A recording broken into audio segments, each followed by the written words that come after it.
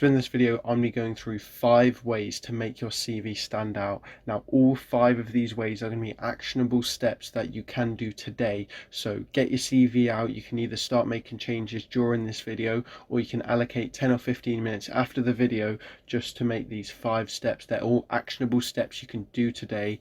Nothing major, but they will instantly make your CV stand out and get you in the top 1% of candidates. And also at the end, I have another bonus tip for graduates. So if you're interested in that, stay to the very end of the video. If you don't already have a CV, then check out my previous video, which you can see here, which I go through step by step the 10 steps you need to write a CV. So I'll walk you through that whole process. Watch that one first so you've got your CV, and then once you have your CV in front of you, come back to this video and I'll give you the 5 ways to make your CV stand out. So without further ado, let's get into this video. So here's a sample CV I've made, and this is where I'm going to be giving you the 5 ways of how you can make it stand out. So the first thing is vertical grades. So a lot of the time when people put in their A-level grades, they put it horizontally, which is, it does the job. However, when you've got really good grades, so A stars, A's, even B's, then you want to show that off to the recruiter. You don't just want to box it all in together. So and this is taking things from the same book as my video on eye tracking, which you can check out, which uses psychological tricks to make the recruiter look at your CV and find it more interesting using psychological tricks. So this is another one from that sort of book. And this is, you want to do your grades vertically to emphasize your good grades.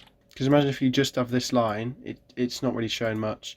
Okay, you have 3 A levels and you have good grades, but it's easy to miss over that.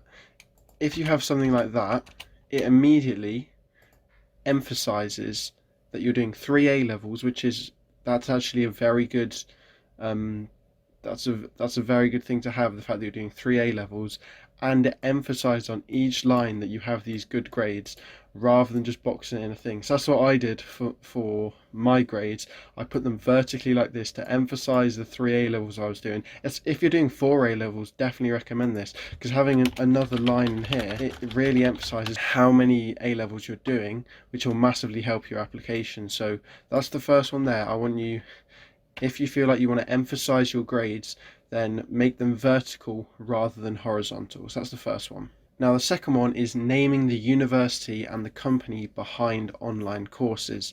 So in your key achievements section, you're going to want to have a few MOOCs that are relevant to whatever subject it is you're applying to.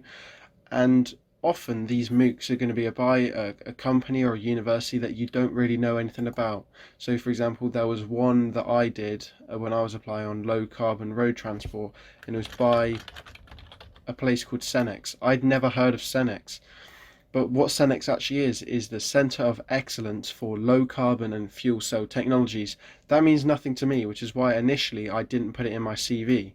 However, to a recruiter, someone who's in the industry already, Cenex could be a massive name that they're really familiar with. So putting that name into your CV is going to really help you, because you've got a familiar name and like industry leader in your CV. So even if the names mean nothing to you, make sure you're putting it in your CV, and that includes the university as well. Even if it means nothing to you, that could be a massive university that it does loads of research in this subject, in this sector. So you want to just make sure that when you're putting these courses down, make sure you put in the names. Now the third one is to give yourself credit with dates and times. Okay, because a lot of time you can put this down and leave it at that, and actually you could get more out of it. So for example, on this one, on the course, you can often say something about how long it was and how much study you had to do. So you could add in a bit here which says this was a 6-week course which required 5 hours per week of study, or something like that. Just that extra sentence. It doesn't even have to be a sentence on its own. It could be completed a 6-week MOOC on low carbon road transport by Cenex, which required 5 hours per week of study, Or you can put in here, undertaking courses on my own requires discipline and initiative to complete the 4 hours of study per week. You can put something like that, which will help emphasize how long you've done it. Because it's just showing off better. At the moment, they might just think this is a course that you do in 2 hours, but now you've shown that it's actually one that you do for 6 weeks, 5 hours a week. That's 30 hours. That's a lot of time that you're committing, and it emphasizes how interested you are in this topic. And it's not just courses, you can do it for anything. So, for example, in your work experience, I definitely recommend that you're putting dates. So, volunteering as a charity shop worker, you can either put something like for 18 months, or you can put in brackets something like whatever the dates are. So, August 2022 to December 2023, or whatever it would be. It's the same with things like playing musical instruments. If you've got that down, you can put in how often you practice. A lot of the time when you reach grade 8 standard, people end up practicing every day for an hour. Put in something like that, and it quantifies your dedication. Rather than saying you're dedicated, they probably think, okay, they're dedicated, they practice 2 times a week or whatever. No, every day for an hour. Same with the football team. You can say required time management skills to attend 4 training sessions a week and keep up with schoolwork. Add in a sentence like that. Maybe it doesn't have to be a specific team. Maybe you just like running and you think, oh, there's no point putting that in your CV. You can put that in your CV and say, do running in my spare time, requires time management, dedication and perseverance to go for a run 5 times a week, right? So that is actionable step number 3. Just go through your CV anywhere you can get in a date that will help emphasize your commitment and how long you're doing these things. Then go for it and put that in, because it makes it obvious how much effort you're putting in and how good of a candidate you are, and it's going to impress them when they see on your thing that you've done 30 hours of a course, when you're practicing every single day, when you're going to training 4 or 5 times a week. So that's actionable step number 3. So actionable step number 4 is getting a section about lockdown. So if you can get a section about something you did in lockdown, it can really help your application. Although it's a long time ago and what you were doing might not exactly be relevant for the job you now want, it's about the skills that it shows. It shows that you're proactive. It shows that you took initiative. You had all this free time, and rather than just sitting there and doing nothing, wasting your time watching Netflix the whole time, you took the initiative. You were proactive. You decided to focus on your personal development and adapt to the situation, and realize you had more free time, so you tried to grow your skills and all that. And it just shows it's good quality, showing that you didn't just sit there and waste your time. You actually did something.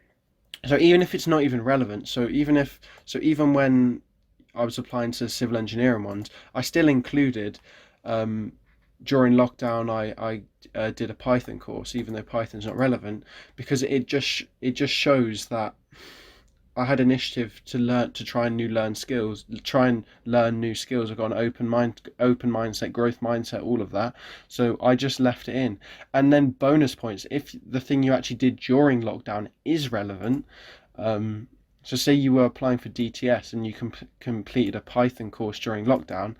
That's bonus points as well, because that shows that you've been interested since a young age. You've been interested for 3 or 4 years. It hasn't just, oh, you heard about this job 1 week ago and now you're trying to apply. It shows that you've actually been really interested and you're really committed. So that's actionable step number 4. Get in a section about lockdown. Okay, so moving on to the final step. This is probably the hardest of these 5 steps, but it will give you the best outcomes and will improve your chances the most in the application process if you can execute this step properly. So for this step, what I need you is to name the actual company in your CV, right? Because this is going to take them off guard. The recruiter's not going to be expecting to see their own company name in the CV, but if you have their own name in the work experience section, straight away they're immediately interested. Ideally, you can get work experience from the actual company. Like literally, if you can get work experience from the companies you're applying to, straight away it's game over for them. Like that's the best thing that could possibly happen, and 90% chance you're going to get a job. If everything else in your application process is fine, you're going to get a job if you already have work experience. And with the virtual work experience they do these days, it's actually not too difficult to get work experience for the company you want. So quite a few of the companies that I ended up applying to, like, let me just think off the top of my head, maybe four companies that I applied to, five companies I applied to, I already had work experience with. And four of those were virtual work experience, because so many do virtual work experience. You can just find them and hop on. So if you're interested in that, check out my work experience full guide. Will explain the best way to get virtual work experience, because if you have work experience at the company, straight away done. So that's your actionable step. That can be one of your actionable steps, is trying to apply for virtual work experience. That will really help you. The second thing is, some companies don't do virtual work experience, so it's not going to be possible to get that work experience. The next best thing is to find some webinars or articles on the company. So go on their page, go to their corporate page, go to press releases or news or media, something like that, and quite often they're going to have some webinars or some articles. If you can mention that on your CV, it's so much easier than having to get work experience. So this is actually quite difficult to do. If you can do it, great, but it can be difficult. If you can just allocate 2 hours or whatever, watch a series of webinars on their website, or read through a bunch of articles on their website, and mention their company, it's going to give you the same effect. Even though you're not having to do all this getting work experience, it's going to give you the same effect of being able to, the recruiter sees their own company name on the thing, and that will really help them. So that is the fifth actionable step for you to do. So I'm going to include a bonus actionable step here, and this is to become a student member of the professional institution that is relevant to your body. So often professional institutions give free student accounts if you're doing a degree. So what you can do is you can make a student account on your professional institution. So if you're civil engineers, that's the Institution of Civil Engineers. That could be the Institution of Mechanical Engineers, Institution of Chartered Accountants, or whatever. Find your professional institution and sign up for a free student account. I believe most of them do that. And straight away, you don't have to, that's all you have to do. It's literally 2 minutes, enter your email and everything. And then straight away, it shows you're committed to the profession, and straight away puts you to the top 1%, because 99% of people won't have done this. And on top of this, well, now that you're a member, you're going to have access to all sorts of webinars, articles, and events. So just doing a couple of these means you can put in a sentence here saying, through attending webinars, I've been able to understand the trends of the industry and network with professionals and learn about more things. So that's my bonus step there for graduates. Get yourself a free student account from a professional institution. That is really going to help you. Now, I hope this video has helped. There you've got 5 actionable steps that you can do today. Let me just go through them one more time. So list your grades vertically.